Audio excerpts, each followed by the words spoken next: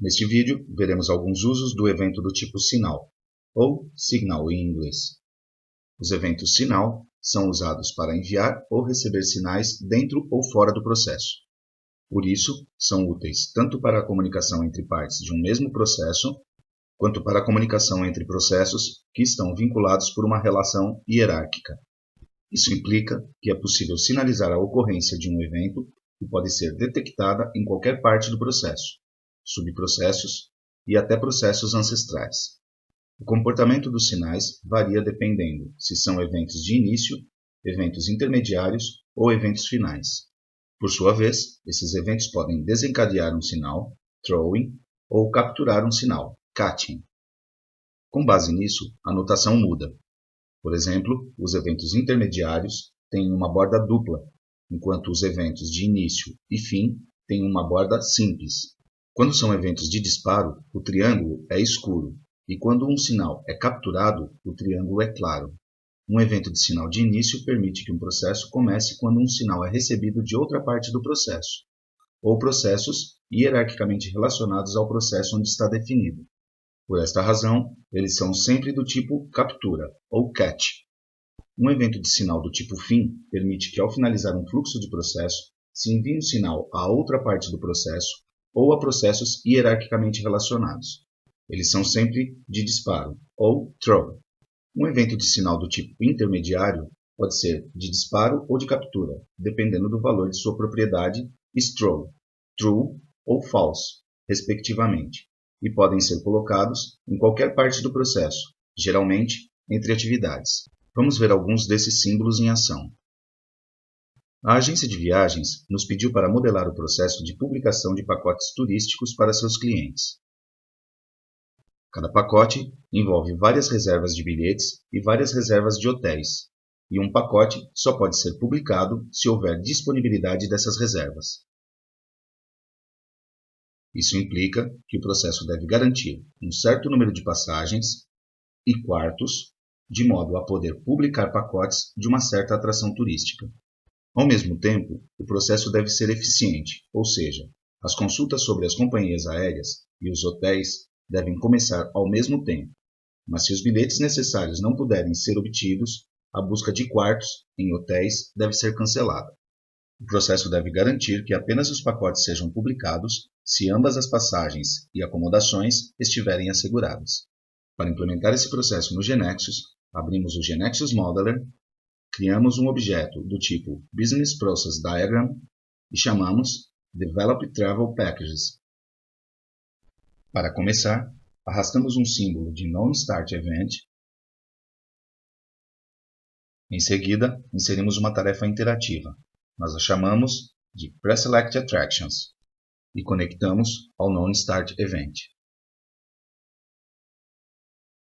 Esta tarefa resume a atividade de analisar quais atrações são mais adequadas para serem incluídas em um pacote. Depois disso, devemos iniciar o processo de busca de passagens e outra, busca de acomodação. Para isso, arrastamos um símbolo de um subprocesso incorporado.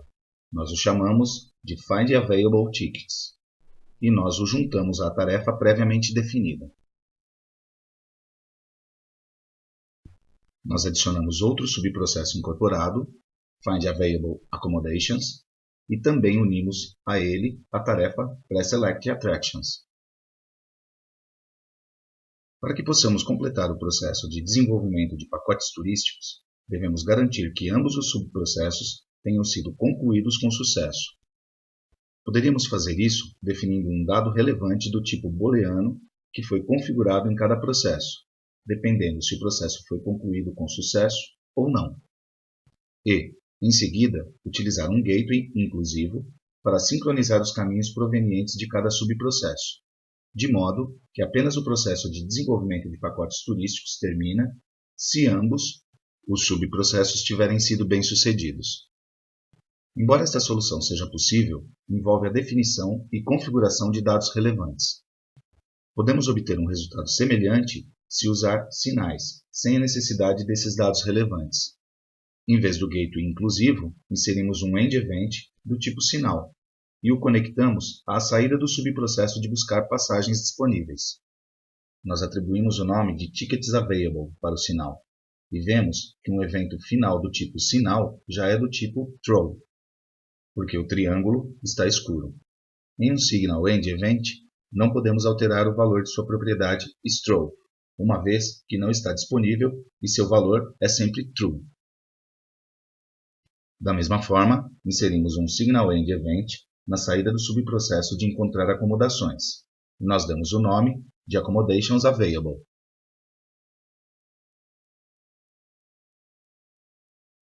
Agora, devemos capturar esses sinais para poder continuar com o processo de desenvolvimento de pacotes turísticos, ou seja, com a publicação do mesmo e finalmente terminar o processo.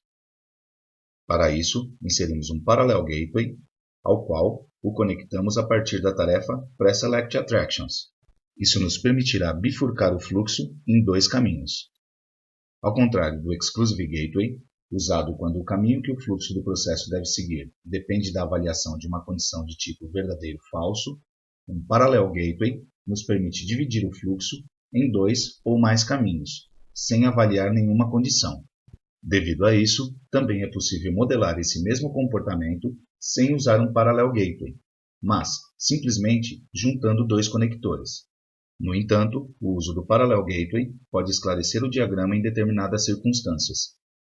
Caso queiramos unir vários caminhos para seguir por apenas um, o que chamamos de sincronização, o Exclusive Gateway também pode ser usado para a sincronização, embora seu uso seja raramente necessário para a modelagem, pois geralmente pode ser modelado sem o mesmo, obtendo o mesmo comportamento.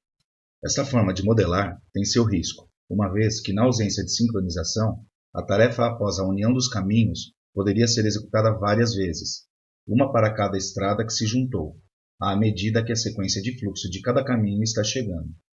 Para evitar isso, devemos usar o Parallel Gateway para juntar os caminhos. Um Parallel Gateway aguarda todas as sequências dos fluxos recebidos e não continua até que todas estejam presentes. No entanto, existem certas situações nas quais um Exclusive Gateway é necessário para sincronizar. No exemplo que vemos, se o Exclusive não fosse usado para sincronizar o resultado de um gateway anterior, o Parallel Gateway teria 4 conectores de sequência de entrada. No entanto, apenas 3 das 4 sequências de fluxos podem ser passados a cada vez, segundo o Exclusive Gateway da bifurcação. Portanto, o processo ficaria preso nesse Parallel Gateway.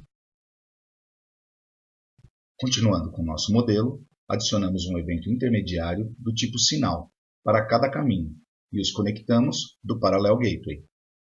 No sinal do caminho à esquerda, chamamos de Tickets Available e deixá-lo com a propriedade throw em falso. Observe que esse sinal do tipo cat capturará o sinal do tipo throw, do mesmo nome, que é acionado no final do processo de busca de passagens. Fazemos o mesmo com o outro sinal, o chamamos Accommodation Available, e também deixamos com throw em falso. Isto, por sua vez, capturará o sinal que é enviado quando o processo de busca de acomodação estiver concluído. Em seguida, inserimos outro Parallel Gateway para unir os dois caminhos, o que garantirá que não se pode continuar se ambos os sinais não forem recebidos. Finalmente, inserimos uma tarefa de Publish Packages.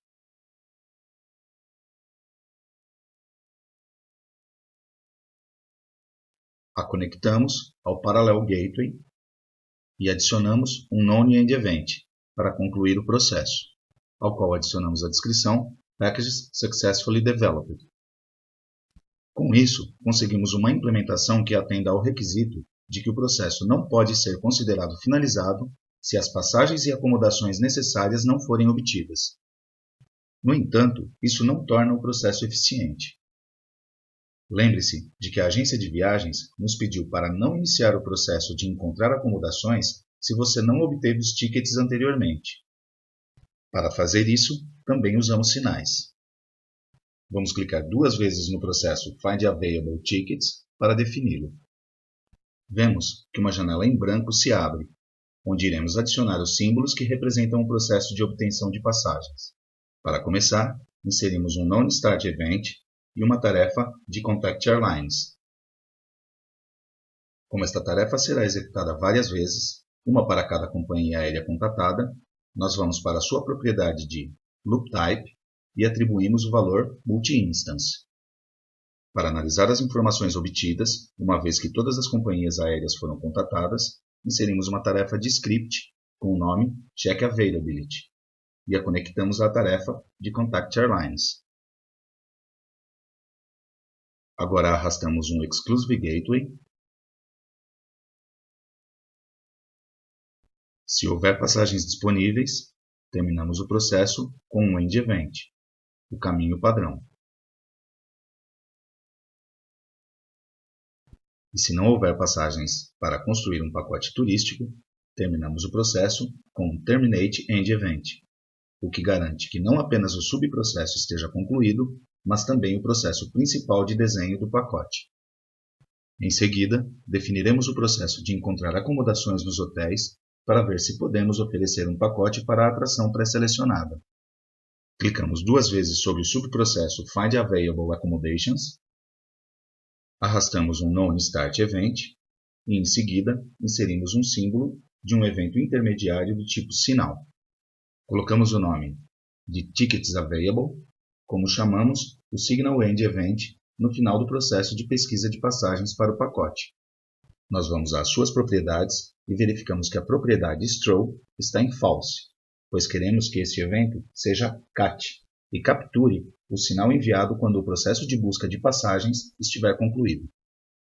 Desta forma, apenas se houver tickets disponíveis para o pacote, o processo de encontrar lugares nos hotéis continuará.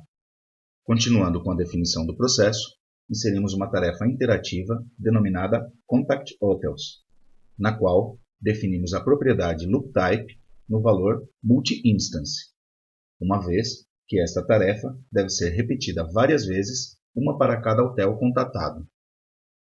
Em seguida, e de forma semelhante ao processo de verificação de passagens, inserimos uma tarefa do tipo Batch, chamado Check Accommodations Availability, que verificará a existência de lugares suficientes nos hotéis para oferecer o pacote que estamos desenhando.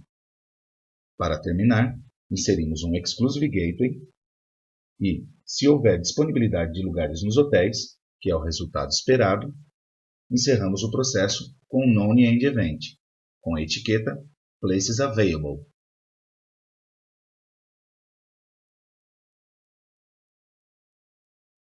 E caso contrário, inserimos um Terminate End Event com a etiqueta Places Not Available. Fechamos a janela de subprocesso, retornamos ao processo principal e salvamos.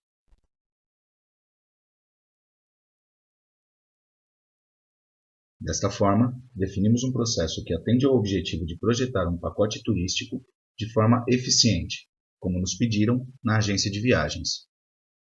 Os sinais nos deram um mecanismo de comunicação entre as diferentes partes do processo principal e os subprocessos para garantir os objetivos que estabelecemos. Se quiser saber mais sobre esse tema, visite o link que aparece na tela.